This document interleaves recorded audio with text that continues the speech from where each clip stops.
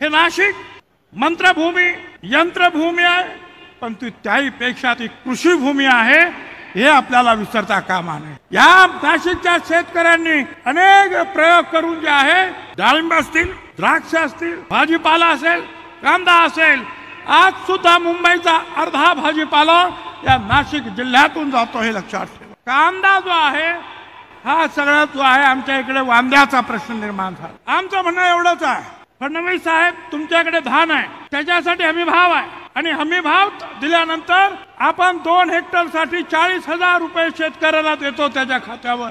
मग कांद्याला जर 1,000 रुपये जर खर्च असेल क्विंटलला, किमान 2,000 पेक्षा जास्त मिळाल्याशिवाय कांद्याच्या शेतकऱ्याच्या घरात 2 पैसे जात नाही। मग त्यासाठी काही करा, योजना आखा, शेतकऱ्यांना, व्यापाऱ्यांना, तज्ञ लोकांना बरोबर घ्या आणि कायम स्वरूपी जे आहे मार्ग फक्त तुम्ही आणि मोदी साहेब काढू शकतात। या हिंदुस्थानामध्ये केलंच पाहिजे तुम्हाला।